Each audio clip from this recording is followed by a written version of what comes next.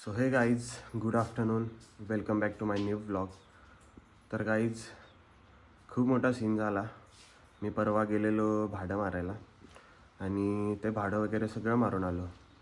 आणि परवापासून गाईज मी vlog upload केलेला नाही आहे, 2-3 दिवस झाले. सो आता ते भाडं मारून आलो आणि मी रहमतपूरला गेलो. थोडं काम होतं बँकेमध्ये, थोडंफार काम होतं, पैसे वगैरे माझे कट झालेले. ते विचारलं त्यांना.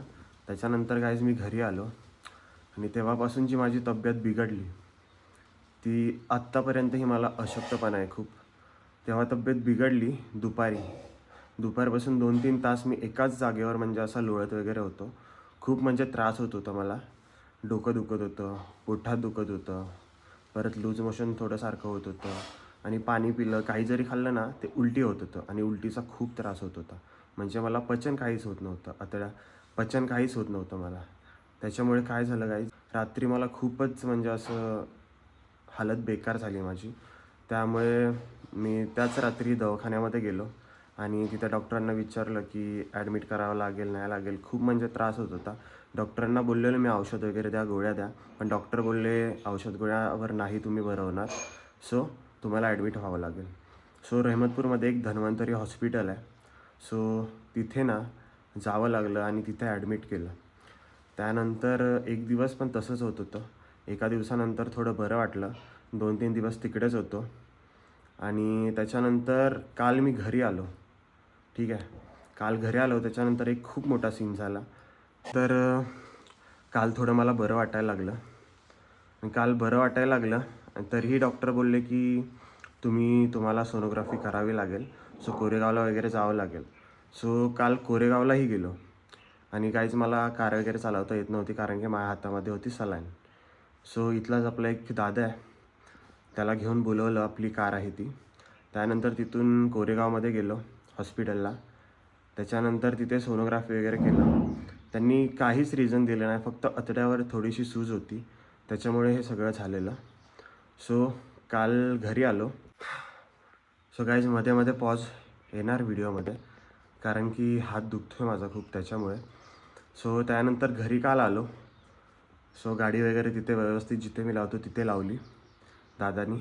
त्यानंतर मम्मी पप्पा पुढे आले घरी. आणि गाईज, त्याच्यानंतर विषय काय झाला, मी घरामध्ये आलो आणि मम्मीला विचारलं वास कसला येतो मम्मी हा असा वेगळाच खूप. तर मम्मी बोलले घर बंद होतं म्हणून वास येतो आहे. कारण की काय सीन काय होता माहिती आहे का, मी तिकडे 3 दिवस ॲडमिट होतो. मम्मी म्हणजे घरी येऊन जाऊन करायची आणि मम्मी एक दिवस तिकडेच होती. सो पप्पा घरी येऊन जाऊन करायचे. आपल्या घरी गुरं आहेत, सगळं आहे. गुरांना पाणी पाजणे, खायला टाकणे वगैरे सगळं करायचे पप्पा. त्यानंतर काल सकाळी पप्पा आले रहमतपूरला हॉस्पिटलमध्ये. ठीक आहे. त्यानंतर आम्ही रात्री डिस्चार्ज वगैरे सगळं घेऊन घरी आलो. ओके. त्यानंतर घरी आलो आणि मम्मीला मी फक्त विचारलं हा वास कसला येतो रे. तर मम्मी काय बोलली की घर बंद आहे म्हणून वास येतो आहे. त्यानंतर मी आतमध्ये गेलो. तर आतमध्ये तुम्हाला काय सीन झाला दाखवतो आता. तर गाईज, इथून मी आतमध्ये गेलो आणि हा सीन बघा, पूर्ण खालून वरपर्यंत जळालेला आहे. इथून इथपर्यंत पण जळालेला आहे.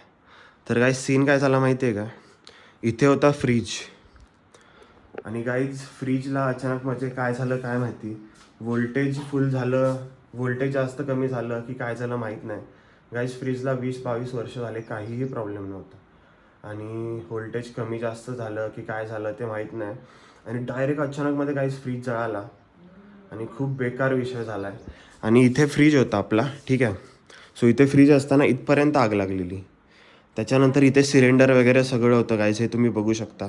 आत्ता भांडे वगैरे घासली नाहीत मम्मीनी, सिलेंडर वगैरे सगळं होतं. इथपर्यंत आग लागली, हे बघू शकता इथपर्यंत, पण इकडे आलं नाही. आणि गाईज वर ना हे बघू शकता, पूर्ण घरामध्ये ना गाईज काजळी पसरलेली आहे.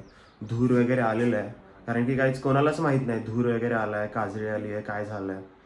सो गाईज विषय काय झाला, अख्ख्या घरामध्ये धूर पसरलेला आहे आणि सगळं म्हणजे अख्ख्या पूर्ण घरामध्ये काजळी आहे. तुम्हाला दाखवतो, हे बघू शकता. इथे पण काजळी आहे पूर्ण, इथे वरती पण आहे, इकडे पण आहे, भांड्यांवर पण आहे गाईज. पूर्ण असे मम्मीने अजून भांडे घासले नाही आहेत, पूर्ण भांड्यावर वगैरे सगळं आहे असा पसारा पडलेला आहे. सो इकडेही बघू शकता पूर्ण असं टी व्हीवरती इकडे वरती सगळी काजळी आहे. कोण तर इकडे पण बघू शकता खूप डेंजर सीन झाला. इथे पण काजळी आहे, परत ह्या साईडला पण.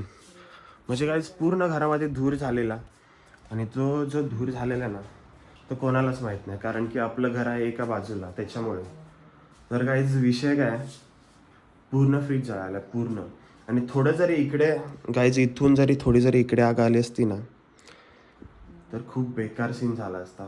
तो सीन म्हणजे डेंजरच झाला असता खूप. आणि इथे वर पाण्याची टाकी होती, हे बघू शकता. इकडे उडालं असतं, इकडे जर आग वगैरे लागली असती, मोठं काय झालं असतं तर पाण्याच्या टाकीने थोडंफार इथे विझलं असतं. सो गाईज आता जेवढं झालं हे तेवढं खूप डेंजर झालेलं आहे गाईज, खूप बेकार सीन झालेलं आहे. आणि ॲडमिट असल्यामुळे गाईज आता पनवती ही अशी असते ना गाईज, पनवती लागलेली आहे. पनवती खूप बेकार लागलेली आहे. मी ॲडमिट पण झालो आणि घरामध्ये असं फ्रीज वगैरे जळाला, खूप बेकार झालं. आणि काल पप्पांनी तो फ्रीज बाहेर ओढून ठेवलेला आहे. तुम्हाला फ्रीजची हालत दाखवतो आता, नक्की सीन काय झाला आहे बघू शकता तुम्ही. काय झालं तर गाईज तुम्हाला दाखवतो नक्की सीन काय झाला आहे. इथून आतमधून पप्पाने एकट्याने ओढून वगैरे इथपर्यंत सगळं आणलं आहे. आणि आता गाईज घराची साफसफाई वगैरे सगळं करावी लागणार आहे. स्वतः माझी तब्येत बरोबर नाही आहे, विकनेस आहे खूप, त्याच्यामुळे खूप बेकार सीन झाला आहे. आणि ऊन पण बघू शकता गाईज किती आहे. आणि हे बघू शकता गाईज सगळं पूर्ण हे बसायचं असतं ना, पाटवान बोलतात मराठीमध्ये, सो ते पण जळलेलं आहे. आणि तुम्हाला फ्रीजची आता हालत दाखवतो, हे बघा. तर गाईज हे बघू शकता फ्रीजची हालत काय आहे. इथून पूर्ण सगळं असं जळलेलं आहे खालपर्यंत, हे बघू शकता. खूप बेकार सीन झालेला आहे गाईज, हे बघू शकता. हा दरवाजा ओपन करूया बट तो ओपन पण होत नाही. हे बघू शकता गाईज, हा दरवाजा ओपन पण होत नाही, कारण की इथून पूर्ण असं चिपकलेलं आहे पूर्ण. खूप बेकार सीन झाला, हे बघू शकता किती जळालेलं आहे आतमधून सगळं. आणि तुम्हाला पाठीमागून पण दाखवतो, हे बघू शकता. पूर्ण काळं काळं झालेलं आहे पूर्ण, हे बघू शकता. हे काय बोलतात त्याला माहीत नाही मला. पूर्ण आतली वायरिंग वगैरे सगळं जळालेलं आहे, काहीच राहिलं नाही आहे.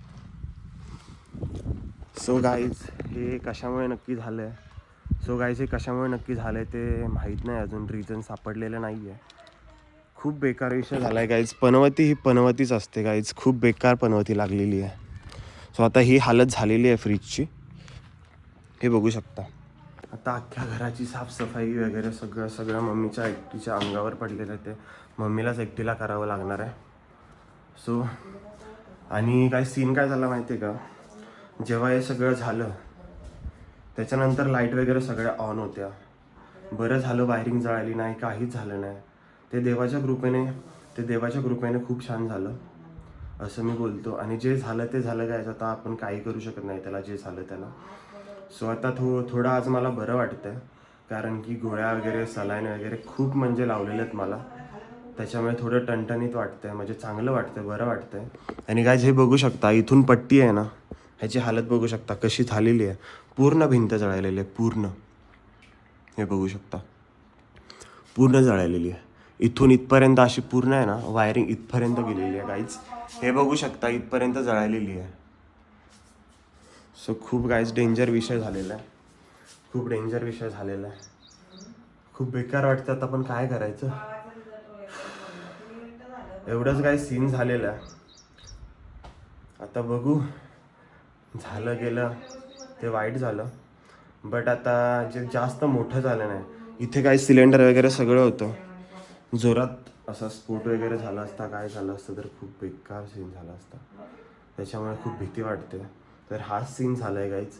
आणि ब्लॉग न टाकण्याचं हेच कारण आहे की मी आजारी होतो 2-3 दिवस झाले, आणि त्या आजारी असल्यामुळे काय हालत खूप माझी बेकार होती. आणि आता माझा हात गाईज आत्ताही दुखतोय ब्लॉग करताना, राईटवाला.